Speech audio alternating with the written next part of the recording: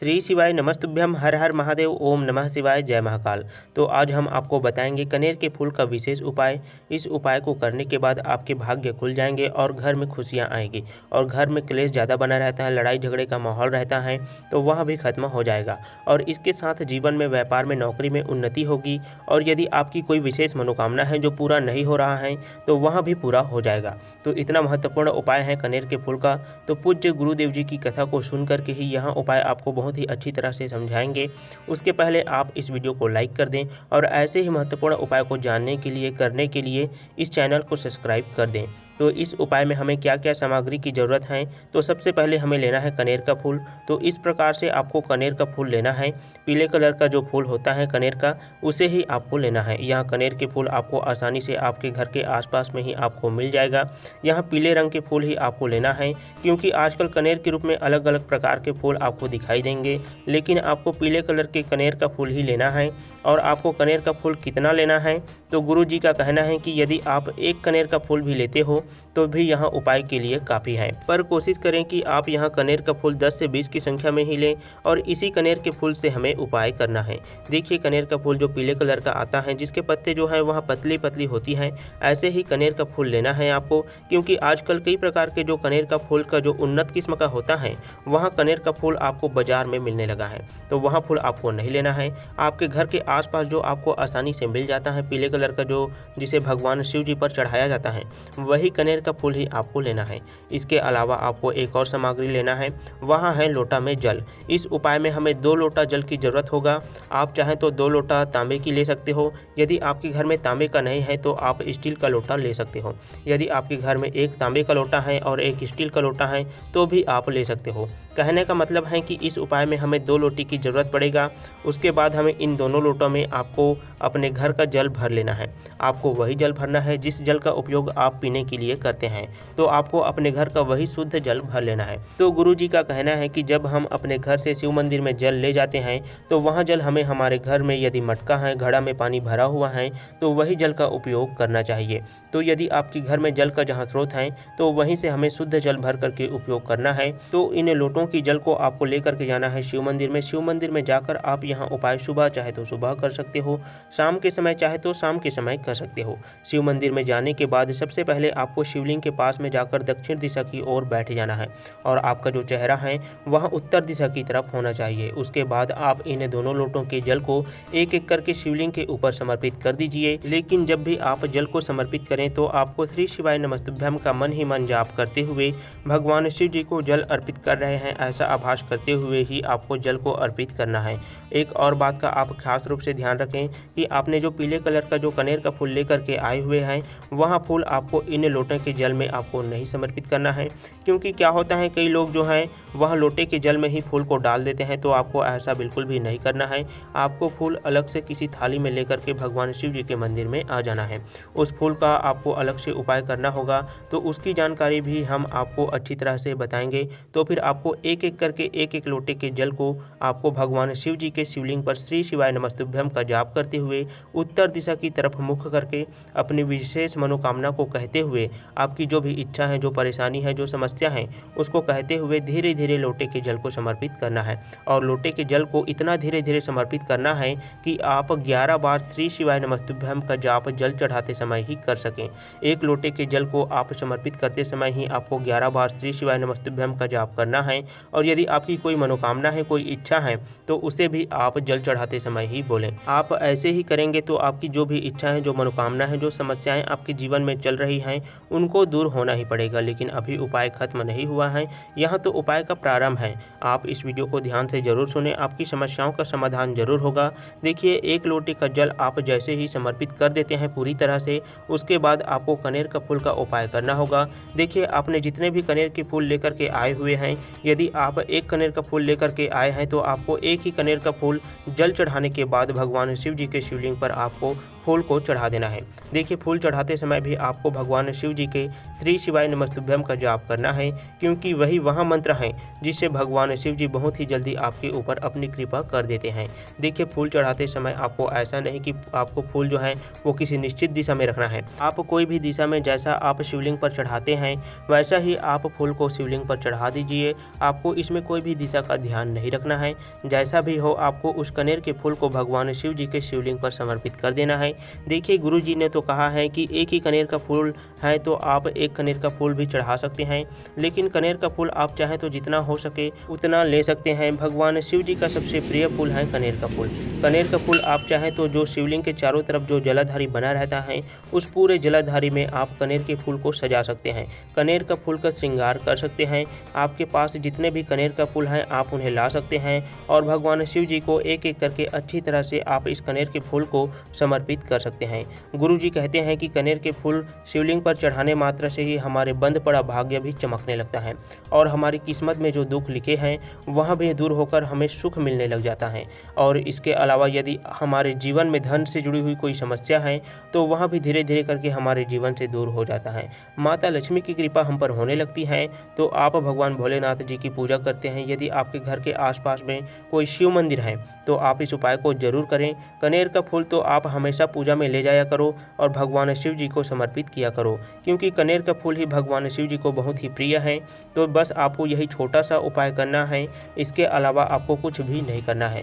आपके जीवन से जुड़ी हुई हर प्रकार की जो समस्याएं हैं वो समाप्त हो जाएगी।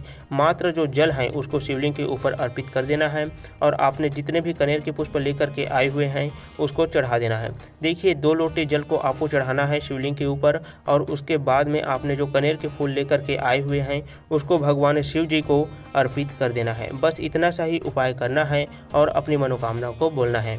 उसके बाद देखिए, कुछ ही दिनों में आपके जीवन में जो समस्याएं हैं जिनके कारण आप परेशान हैं वह धीरे धीरे सब खत्म हो जाएगा। अब हम गुरु जी के बताए हुए दूसरे उपाय के बारे में आपको बताते हैं, जो कि इस उपाय से भी बहुत ही सरल है और यह उपाय भी बहुत ही असरकारक उपाय है। जिसने भी इस उपाय का उपयोग किया है उसको जरूर ही और एकदम शीघ्रता से लाभ मिला है। इस उपाय के लिए आपको चाहिए बेलपत्र। एक ऐसा बेलपत्र लेना है आपको जो कहीं से भी खंडित ना हो, एकदम साफ सुथरा और उसके सभी भाग पूर्ण रूप से होना चाहिए। ऐसा ही बेलपत्र आपको इस उपाय के लिए लेना है। बहुत से बेलपत्र में जो छोटी छोटी छेद होता है वैसे छेद वाला बेलपत्र आपको नहीं लेना है। बिल्कुल साफ सुथरा जो कहीं से भी कटे फटे ना हो ऐसे ही बेलपत्र आपको इस उपाय के लिए लेना है। और यदि आपको किसी कारणवश आपके आसपास में बेलपत्र ना मिले तो आपको कोई चिंता करने की बात नहीं है। यदि आप शिव मंदिर में जाते हैं और वहां आपको बेलपत्र चढ़ा हुआ भी मिल जाता है तो उस चढ़े हुए बेलपत्र को आप वापस से इस उपाय के लिए उपयोग कर सकते हैं, क्योंकि बेलपत्र कभी भी अशुद्ध नहीं होता है। उस बेलपत्र को आप अपने साथ में लाए हुए ताजे जल से धो करके उसका दोबारा से उपयोग कर सकते हैं। गुरु जी ने कहा है और शिव पुराण में भी बताया गया है कि बेलपत्र 6 महीने तक खराब नहीं होता है, अशुद्ध नहीं होता है। आप 6 महीने तक एक ही बेलपत्र को जल से धो करके शिवलिंग पर अर्पित कर सकते हैं। यहाँ बेलपत्र हमेशा ही शुद्ध होता है। 6 महीने तक आप इसका आसानी से उपयोग कर सकते हो। तो इस उपाय में हमें 5 बेलपत्र की आवश्यकता होगा। इन 5 बेलपत्र को आपको लेकर के जाना है शिव मंदिर में और अगली जो सामग्री है वहाँ है 1 लोटा जल। इस उपाय के लिए आपको तांबे के लोटे में ही जल भरना है। जहाँ पर भी आपके घर में जल का स्रोत है तो वहीं से आपको शुद्ध जल भर लेना है। आखिर हमें अपने घर का ही जल क्यों भरना होता है? तो इससे क्या होता है, हमारे घर में जो भी आधी व्याधि है तो जिस घर के भी जल भगवान शिव जी के शिवलिंग पर चढ़ जाता है तो उस घर का कलह कलेश आधी व्याधि और सभी समस्याएं समाप्त भगवान शिव जी कर देते हैं। तो इसीलिए हमें अपने घर का ही जल लेकर के भगवान शिव जी के शिवलिंग पर चढ़ाना होता है ताकि हमारे घर की समस्याएं समाप्त हो सके। और इस उपाय को आपको सुबह के समय में ही करना है, ऐसा नहीं कि शाम के समय कर लें। सिर्फ सुबह के समय आप स्नान करने के बाद भगवान शिव जी के मंदिर में चले जाएं और शिवलिंग के पास जाकर बैठ जाएं। आपका मुख उत्तर दिशा की तरफ होना चाहिए। मंदिर में पहुंचने के बाद हमें सबसे पहले उन 5 बेलपत्र का उपाय करना है। जैसा कि आप सभी जानते हैं कि शिवलिंग पर भगवान भोलेनाथ जी के पांचों परिवार एक साथ विराजमान रहते हैं। भगवान भोलेनाथ जो कि शिवलिंग के रूप में विराजमान हैं और जस्ट उसके नीचे माता पार्वती बैठी हैं। सामने में अशोक सुंदरी और जलाधारी के दोनों तरफ के जो हिस्सा हैं उसमें कार्तिक और गणेश जी का वास होता है। तो इन पांचों जगह में आपको एक एक बेलपत्र को समर्पित कर देना है। तो सबसे पहले आपको बेलपत्र समर्पित करना है गणेश जी के स्थान पर, और उसके बाद आपको दूसरा बेलपत्र कार्तिकेय जी के स्थान पर करना है, तीसरा माता अशोक सुंदरी के स्थान पर। जैसे ही आप बेलपत्र समर्पित करेंगे उसके बाद आपको थोड़ा सा जल भी समर्पित करना है। तो इसी क्रम में आपको पूरे परिवार में आपको एक एक बेलपत्र और थोड़ा सा जल समर्पित करते जाना है। और आपको चौथा बेलपत्र समर्पित करना है माता जी के स्थान में, जो कि कटी भाग होता है वहीं पर आपको समर्पित करना है। और आखिरी बेलपत्र जो पांचवा बेलपत्र है उसको समर्पित करना है शिवलिंग के सबसे ऊपर में। तो इसी तरह से आपको बेलपत्र समर्पित कर देना है। उसके बाद उस बेलपत्र को समर्पित करने के बाद जल भी समर्पित कर देना है। बस यही छोटा सा उपाय आपको करना है। देखिए, जब भी आप शिवलिंग पर बेलपत्र अर्पित करते हैं या चढ़ाते हैं तो आपको चिकना वाला जो भाग है वहाँ शिवलिंग को स्पर्श होना चाहिए। इसी तरह से ही आपको बेलपत्र समर्पित करना है। इस बात का आपको पूर्ण रूप से ध्यान रखना है। इसके अलावा आपको बेलपत्र कौन सी दिशा की तरफ होना चाहिए, उसकी डंडी कौन सी दिशा की तरफ होना चाहिए, इस बात का भी आपको पूर्ण रूप से ध्यान रखना है। क्योंकि बेलपत्र चढ़ाते समय दिशा और कौन सी साइड शिवलिंग से स्पर्श होना चाहिए, यह सभी बातें महत्वपूर्ण होती हैं। तो बेलपत्र की जो डंडी है वहाँ जलाधारी की तरफ होना चाहिए। इसी तरह से ही आपको समर्पित करना है और शिवलिंग को स्पर्श होना चाहिए। और बेलपत्र या जल को समर्पित करते समय हमें श्री शिवाय नमस्तुभ्यम का जाप करते ही रहना है। इस बात को आपको नहीं भूलना है। तो जैसे ही आप बेलपत्र अर्पित कर देते हैं और जल अर्पित कर देते हैं तो उसके बाद आपको शिवलिंग के पास में जो नंदी है उसके कान में आपकी जो भी समस्या है, जो भी मनोकामना है उसको बोल देना है। आपके जीवन में जो भी परेशानी चल रहा है, धन वैभव की परेशानी है, कर्ज की समस्या है, या आपकी संतान से जुड़ी हुई कोई समस्या है, यदि आपकी संतान बहुत ज़्यादा बीमार रहते हैं, पढ़ाई में मन नहीं लगता है, या आपकी संतान ही नहीं है, तो जो भी समस्या है उसको आपको नंदी जी से कह देना है कि हे नंदी महाराज, भगवान भोलेनाथ जी से कह देना कि मेरी समस्याओं को दूर करें। मैं अपने जीवन में बहुत ही ज़्यादा परेशानियों से घिरा हुआ हूँ। मैं कभी किसी का बुरा नहीं करती हूँ, मैं हमेशा दूसरों का भी भला करने की सोचती हूँ। तो हे भोलेनाथ, मुझे मेरी समस्याओं से मुक्ति जरूर दिलाएं। ऐसा आपको नंदी जी से कह देना है। बस इतना सा ही उपाय आपको करना है और देखना कुछ ही दिनों में नंदी महाराज भगवान भोलेनाथ जी से कहकर आपकी समस्याओं को दूर करवा देंगे। आपके जीवन में जो भी समस्या आ रही है, जिसके कारण आप परेशान रहते हैं, वह सभी धीरे धीरे करके खत्म हो जाएगा। लाखों लोग भगवान भोलेनाथ जी से जुड़कर उनके उपायों को करके अपनी समस्याओं से मुक्ति पा रहे हैं। तो आपकी भी समस्याओं का निदान जरूर होगा। आपके धन वैभव से जुड़ी हर समस्या का निदान जरूर होगा। मुझे उम्मीद है कि आपको यह उपाय भी अच्छी तरह से समझ में आ गया होगा। यदि आपके जीवन में कोई परेशानी चल रहा है तो आप भगवान भोलेनाथ जी के श्री शिवाय नमस्तुभ्यम का जाप करते रहें, माता तुलसी जी के ऊपर जल चढ़ाते रहें। आपके जीवन से समस्याओं को खत्म होना ही पड़ेगा।